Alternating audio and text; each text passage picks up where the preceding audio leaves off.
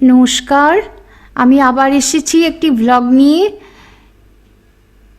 এটি আমাদের বারান্দা, আমাদের ঘর থেকে দেখা যায়। এখানে পাখিরা আসে, বিস্কিটের গুঁড়ো ছড়িয়ে দিয়েছিলাম। ডোভ, পায়রা, শালিক, চড়ুই, এই 4 প্রজাতির পাখিরাই বেশি আসে, জলও দেওয়া থাকে। আর এই হচ্ছে আমাদের আশেপাশের নেইবারহুড, সেটার ছবি তোলা হয়েছে। এই বিদ্যুৎ ছেলেটি তুলে দিয়েছিল। আমরা বালিয়াড়ির পাশে থাকি, আমাদের ব্যালকনিটা বালিয়াড়ি ফেসিং, তা এত উঁচুতে আমার পক্ষে যাওয়া সম্ভব না। সেখান থেকে এই দৃশ্যটি বেশ মনোরমই লাগে। এখান থেকে পুরো ভিউটা পাওয়া যায় শহরের।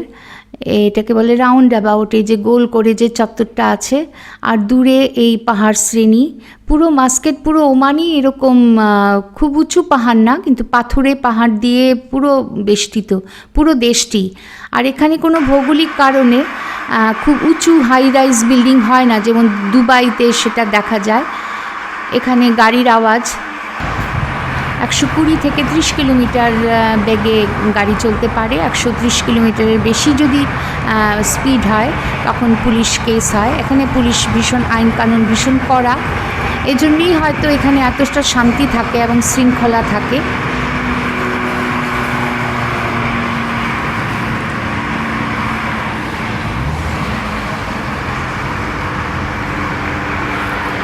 প্রবল আওয়াজ, সাথে হাওয়ার আওয়াজ আসছে।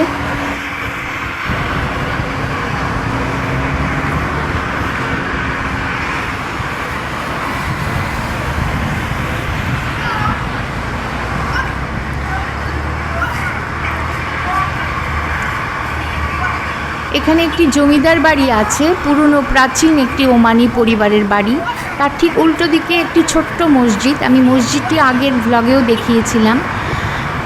ওইখানে ওই স্পটটাতে দাঁড়িয়ে ছবিগুলো নেওয়া হয়েছে, এখান থেকে উঁচু থেকে। এটা একটু পাহাড়ের ওপর, আমি আগের ব্লগেও বলেছি, এটা একটু উঁচু টিলার ওপরে এই আমাদের পাড়াটা।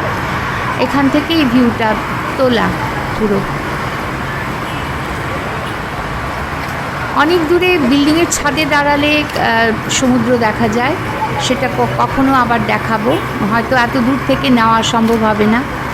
সেদিন বোধহয় বৃষ্টি ছিল, যেদিন নেওয়া হয়েছিল। খুব আকাশে মেঘ করেছে, খুব মেঘলা আকাশ, যেটা এখানে খুব বিরল ঘটনা। এটা মরুভূমি অঞ্চল, এখানে বৃষ্টি হয়ই না বলতে গেলে। কিন্তু এবছর খুব অবিশ্বাস্যভাবে বেশ কদিন বৃষ্টি হয়েছে। দুবাইতেও আপনারা নিউজে দেখেছেন, প্রবল বৃষ্টিপাতে বন্যায় ভেসে গেছে, যেখানে ভারতে হচ্ছিল না। সেই বৃষ্টি ভেজা দিনে আমার হাজব্যান্ডও নিয়েছেন, আর বিদ্যুৎ নিয়েছিল এটা বালিয়াড়ির ওপরে দাঁড়িয়ে।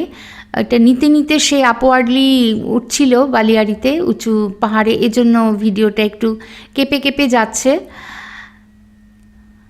আমার অনুরোধেই ওরা তুলেছে, যেহেতু আমি নিজে তুলতে পারি না, আমার পায়ে সমস্যা আছে, আর্থ্রাইটিসেরও।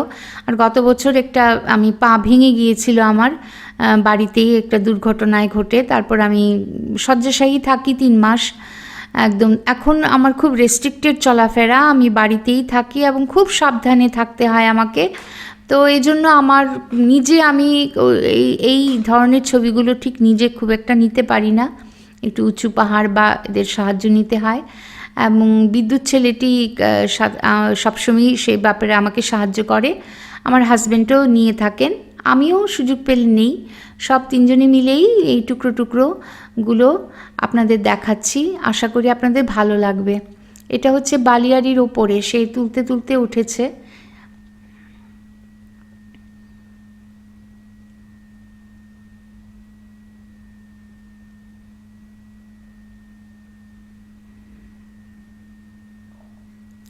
এরপর আমি দেখাবো এখানকার সমুদ্র তীরবর্তী যে ক্লিপগুলো নিয়েছি।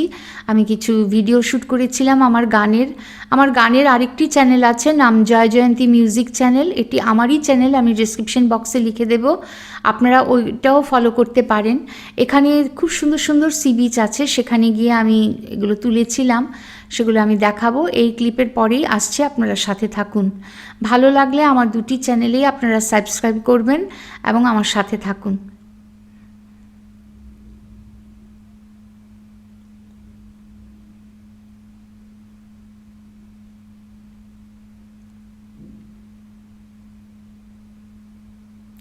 এখানে গুল্ম জাতীয় ছোট ছোট ঝোপ আর কি, বড় গাছ হয় না, কারণ মরুভূমি অঞ্চল, যদি বৃষ্টি হয়, যেমন এখানে মেঘলা আকাশ, বৃষ্টি হলে এই যে শুকনো ঘাসগুলো যেগুলোকে গুল্ম বলে, ইংরেজিতে শ্রাব বলে, সেগুলো আবার সবুজ হয়ে ওঠে, তখন বৃষ্টির একটু জল ছোঁয়া পেলেই এরা বেশ তরতাজা হয়ে ওঠে।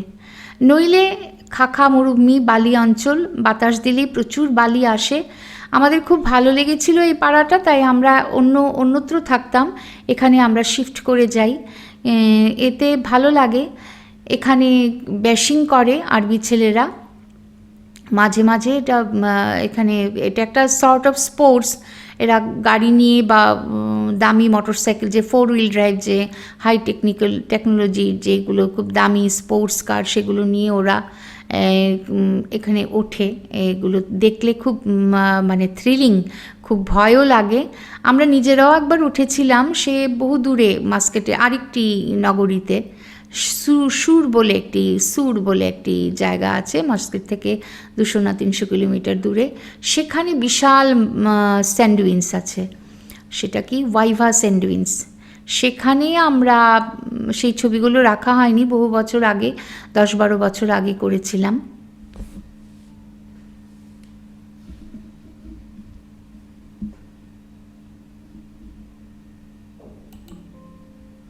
এটা হচ্ছে গোধূলি, এটা আমাদের ব্যালকনি। আমি এখানে বসে চা খাই। তখনও এত গরম পড়েনি যখন আমি ক্লিপটা নিয়েছিলাম। এটা মার্চ মাসের গোধূলি, আমার ভীষণ প্রিয় সময় এই গোধূলি। এখানে বসে আমি চা আর মুড়ি মাখা বসে বসে চেয়ার, এখানে একটা চেয়ার পাতা থাকে, তখন গাইতে ইচ্ছে করে এই গানটি হেমন্ত মুখোপাধ্যায়ের। দিনের শেষে ঘুমের দেশে ঘুমটা পড়া ওই ছায়ায়,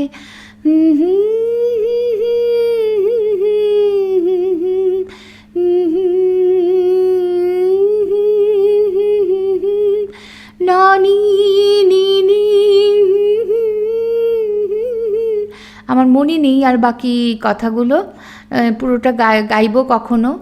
এই বছর এখানে এতটা ব্যাশিং হয়নি। এই বালিয়াড়িটার সমান্তরালভাবে আরেকটু দূরে আরেকটি আছে বালিয়াড়ি, ওইখানে খুব স্পোর্টস হচ্ছে। আমাদের এদিকটাতেও হতো, কিন্তু এই বছর দেখলাম কম হয়েছে। ভীষণ সুন্দর একটি গোধূলি, পাশেই মসজিদ থেকে এই সময় মাগরিবের আজানই তো বলে বোধহয়, শোনা যায়। তখন সত্যি ঈশ্বরের অস্তিত্বটা আমরা যেন মানে অনুভূত হয়, আমরা অনুভব করতে পারি যে কেউ আছে, এক স্রষ্টা, যে এই বিশাল এই সুন্দর পৃথিবীটা এত সুন্দরভাবে উনি কন্ট্রোল করছেন, নিয়ন্ত্রণ করছেন। আমরা তো তুচ্ছ এক মানে তার হাতের পুতুল। এই হচ্ছে সমুদ্র। এখানে আমি এই গানটি গেয়েছিলাম লতা মঙ্গেশকরের, আজ মন চেয়েছে আমি হারিয়ে যাব।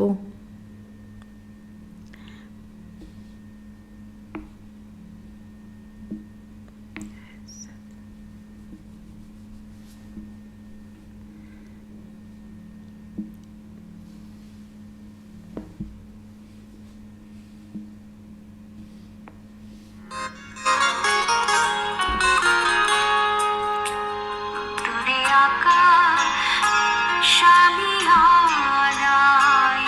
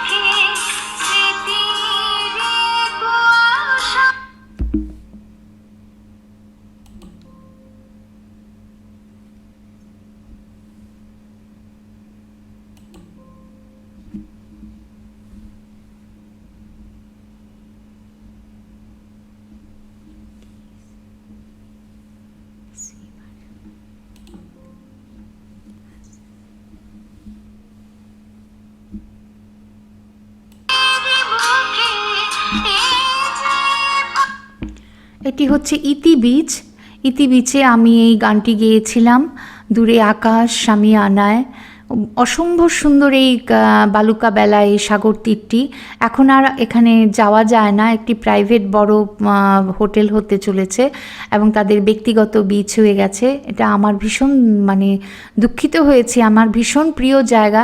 আর এই গানটি যখন আমি করি ভিডিও শ্যুট, তখন কোভিড চলছিল, ভীষণ নির্জন সৈকত ছিল। বিকেলবেলা আমি আর আমার হাজব্যান্ড গিয়েছিলাম, নইলে এটাতে ভীষণ ভিড় থাকে, প্রচুর ভিড় থাকে, ট্যুরিস্টরা আসে। কারণ অত্যন্ত মনোরম একটি বালুকা বেলা, মানে আমি ভারতেও এত সুন্দর বিচ আমি খুব কম দেখেছি।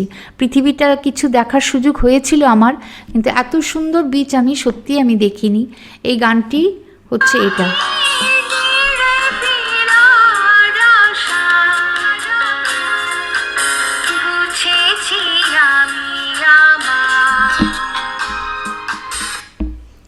এটি হচ্ছে কান্তাম বিচ, একটি জেলে পাড়া। এখানে আমি গিয়েছিলাম, ইন্ডিয়া থেকে আমার পিস্তুত বোন এসেছিল, আমরা সবাই মিলে গিয়েছিলাম একটি ছুটির দিনে। ভারী সুন্দর নির্জন একটি নিঝুম জেলে পাড়া। কিন্তু জেলে পাড়া বলতে জেলেরা এখানে অত্যন্ত ভিলা নিয়ে খুব সুন্দরভাবে থাকে, অত্যন্ত ডিসিপ্লিনড এবং নিঝুম। আমরা অনেকক্ষণ বসেছিলাম, তখন ওয়েদার ভালো ছিল। আর এটি হচ্ছে মাত্রা বন্দর এরিয়া, মাস্কেটের খুব ইম্পর্টেন্ট একটি প্রাচীন মাস্কেটের, মানে ওল্ড মাস্কেট। মাস্কেটটা পুরনো দিল্লির, নতুন দিল্লির মতোই, দুটো ভাগে। এটা হচ্ছে গিয়ে মাত্রা এরিয়া, বন্দর। এখানে বড় বড় জাহাজগুলো আসে। এখান থেকে ভারী সুন্দর সুন্দর আর্কিটেকচারও আছে। এই হচ্ছে জাহাজগুলো থেমে আছে, ডিঙি, দূরে ডিঙি নৌকো দেখা যাচ্ছে। আসলে ওমান থেকে গুজরাট উপকূলটা খুব কাছে, ভারতের খুব বেশি দূরে না। গুজরাট উপকূল থেকে গুজরাটিরা, মানে বিশেষত কচ্ছ থেকে কচ্ছি সম্প্রদায়ের লোকেরাই বিজনেস করতে এরা এসেছিল নৌকো পথে ওমানে। এবং এখানে গুজরাটিরা খুব ভালো পজিশনে আছে, কারণ এরা বহু বছর আগে এসেছে এবং নিজেদের সেভাবে প্রতিষ্ঠিত করেছে, বিভিন্ন বড় বড় বিজনেস সেন্টারগুলো ওদের। এই হচ্ছে প্রাচীন নৌকো। এটা হচ্ছে সিন্ধবাদের দেশ। আমরা যে কার্টুন সিন্ধবাদ শুনতাম, সিন্ধবাদের এই নৌকোগুলো, এটা হচ্ছে ওমান অ্যাকচুয়ালি সিন্ধবাদের দেশ। ভারী সুন্দর, এই জায়গাটা বাঁধানো থাকে। এটা হচ্ছে আবার খুরুম বিচ। পরন্ত বিকেলে আমরা ফিরে যাচ্ছিলাম। এভাবেই মাঝে মাঝে আমি ক্লিপ দেখাবো। পাশে রক্তকরবীর গাছ দিয়ে সুন্দর বাঁধানো, পুরোটা বিচই এদিকটা বাঁধানো থাকে, যেমন মেরিন ড্রাইভে বোম্বেতে বাঁধানো আছে, এরকমভাবে বাঁধানো থাকে। এখানে বসা যায়, এখানে লোকজন বসে। এই যে পাকিস্তানি লেবাররা যাচ্ছে ক্লান্ত পায়ে সারাদিন কাজকর্মর পরে।